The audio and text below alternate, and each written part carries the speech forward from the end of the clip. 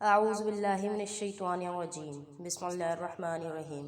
السلام علیکم دوستو، ایک نئی ویڈیو کے ساتھ میں آپ کے سامنے حاضر ہوں۔ حضرت یونس علیہ السلام شہر نینوا میں پیغمبر بنا کر بھیجے گئے۔ آپ لوگوں کو ہدایت کرتے، نیکی کی طرف بلاتے، برے کاموں سے روکتے تھے۔ آپ قوم سمود کی طرف بھیجے گئے۔ اس قوم کے لوگ بتوں کی پوجا کرتے تھے۔ آپ لوگوں کو حق کی طرف بلاتے اور خدا واحد پر ایمان لانے کی تلقین کرتے، لیکن لوگ آپ کی تعلیمات کا انکار کرتے اور حضرت یونس علیہ السلام سے کہتے، ہم تیرے خدا کو نہیں مانتے۔ اس پر آپ فرماتے کہ خدا کے عذاب سے ڈرو جو بہت سخت عذاب ہے۔ لوگ آپ کی باتیں سن کر آپ کا مذاق اڑاتے اور آپ کی راہ میں رکاوٹیں کھڑی کرتے۔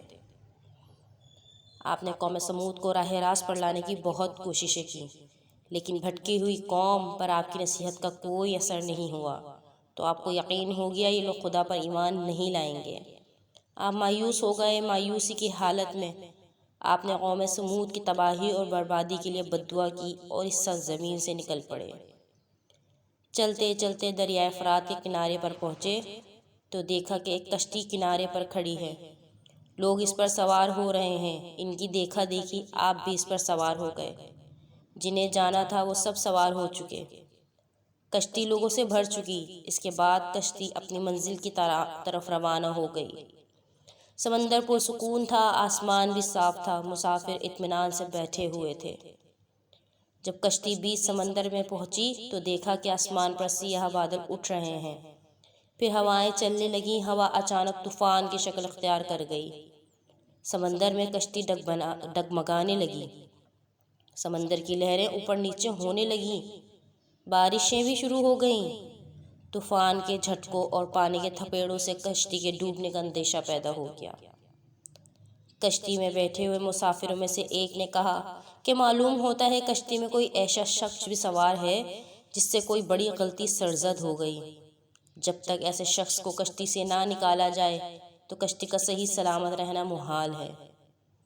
وہ شخص کون ہے یہ بتانا مشکل ہے جب تک وہ خود کو پیش نہ کرے۔ اس پر حضرت یونس علیہ السلام کھڑے ہو گئے اور کہا، میں ہی ہوں جس سے بڑی غلطی سرزد ہوئی ہے۔ مجھے کشتی سے نکال دیا جائے تو آئی ہوئی مصیبت ٹل سکتی ہے۔ مسافر حضرت یونس علیہ السلام کا منہ تک رہے تھے جس نے خود ہی سب کے سامنے اپنی غلطی کا اظہار کیا۔ پھر سب نے ایک زبان ہو کر کہا، یہ شخص تو فرشتہ صرف انسان معلوم ہوتا ہے، ہم کسی حال میں اسے کشتی سے نہیں نکال سکتے۔ مسافروں میں سے ایک نے تجویز پیش کی، قرآن اندازی کی جائے، جس کا نام پرچی میں نکلے گا وہی سزا کا مستحق ہوگا، ہم اسے کشتی سے نکال دیں گے۔ چنانچہ قرعہ ڈالا گیا تو پرچی میں یونس علیہ السلام کا نام نکلا۔ اس عمل سے لوگوں کو اطمینان نہیں ہوا۔ پھر قرعہ ڈالا گیا تو یونس کا ہی نام تھا۔ اس طرح یہ عمل بار بار دہرایا گیا۔ ہر بار یہی ہوا۔ حضرت یونس علیہ السلام نے کہا، میں اپنے رب کا نافرمان ہوں، خدا کا حکم بھی یہی ہے، مجھے دریا میں ڈال دو، تمام مسافروں کی جان بچ جائے گی۔ حضرت یونس علیہ السلام نے کشتی کے مسافروں سے اور ملاح سے بار بار کہا، وہ کشتی سے چھلانگ لگانے کے لیے تیار ہیں، اس لیے کہ میں نے اللہ کا حکم کا انتظار نہیں کیا۔ آخر کار کشتی کے مسافروں اور ملاح نے مان لیا اور حضرت یونس علیہ السلام کو دریا میں پھینک دیا۔ دریا میں ایک مچھلی حضرت یونس علیہ السلام کی طرف بڑھی اور نگل گئی۔ اللہ نے مچھلی سے کہا، یہ تیری خوراک نہیں ہے، یہ تیرے پیٹ میں امانت ہے جسے واپس کرنا ہے۔ چنانچہ آپ مچھلی کے پیٹ میں اندھیرے میں رہے، اللہ کا ذکر کرتے رہے اور معافی طلب کرتے رہے۔ آپ پکار رہے تھے، اے اللہ، تیرے سوا کوئی عبادت کے لائق نہیں، تو پاک ہے، بلا شبہ میں نے اپنے ہی نفس پر ظلم کیا اور میں ظالموں میں سے ہوں۔ اللہ نے آپ کی پکار سن لی۔ آپ مچھلی کے پیٹ میں محفوظ رہے۔ مچھلی نے دریا کے کنارے آپ کو گل دیا۔ جب آپ مچھلی کے پیٹ سے باہر آئے تو بہت کمزور اور نڈھال تھے۔ آپ نے کھلی فضا میں سانس لیا اور اللہ کا شکر ادا کیا۔ اللہ نے حضرت یونس علیہ السلام سے فرمایا، اگر تو مچھلی کے پیٹ میں میری پاکی بیان نہ کرتا تو نجات حاصل نہ کرتا۔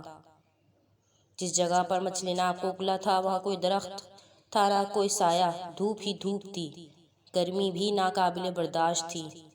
اللہ کے حکم سے وہاں ایک بیلدار پودا اگ آیا۔ پودے کی بیل سے سایہ آ گیا، آپ سائے تلے بیٹھ گئے اور اللہ کا ذکر کرنے لگے۔ کہا جاتا ہے آگ کے پاس ایک ہرنی آتی اور اپنا دودھ پلا جاتی تھی۔ اللہ تعالیٰ فرماتا ہے ہم نے بغیر گھاس کی زمین پر ڈال دیا اور وہ بیمار تھا، اور ہم نے بیلدار درخت اگایا اور ہم نے ان کو 1,00,000 آدمی کی طرف بھیجا، بلکہ اس سے بھی زیادہ، پھر وہ ان پر ایمان لائے۔ ملک نینوا چھوڑ دینے کے بعد آپ علیہ السلام کی قوم آپ کو بہت زیادہ یاد کرنے لگ گئی۔ آپ علیہ السلام کے نکل جانے کے بعد یہ لوگ پچھتانے لگے۔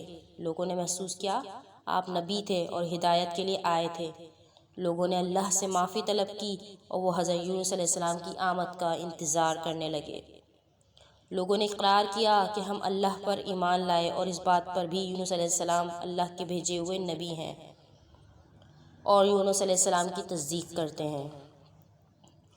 اور قوم کے لوگ ایک دوسرے سے کہنے لگے اگر حضرت یونس علیہ السلام ہمارے درمیان آ جائیں تو ہم سب ان کی تعظیم کرنے لگیں گے اور ان کے حکم پر عمل کریں گے۔ اللہ نے حضرت یونس علیہ السلام کو حکم دیا کہ وہ قوم کی طرف جائیں اور اللہ کا پیغام سنائیں اور انہیں برائی سے روکیں، نیکی کی طرف بلائیں، لوگوں کو آپس میں ایک دوسرے سے اچھا سلوک کرنے کی تلقین کریں۔ چنانچہ اللہ کے حکم پر جب آپ اپنی قوم کی طرف لوٹ آئے تو قوم نے خوشی و مسرت کا اظہار کیا۔ آپ علیہ السلام کی آمد پر اللہ کا شکر ادا کیا۔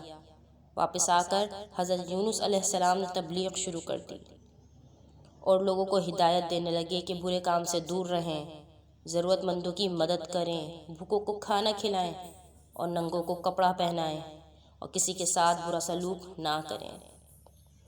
میری ویڈیو اچھی لگے تو اسے لائک اور شیئر ضرور کیجیے گا، میرے چینل کو سبسکرائب کریے گا اور دعا میں مجھے اور سب کو یاد رکھیے گا۔ اللہ حافظ۔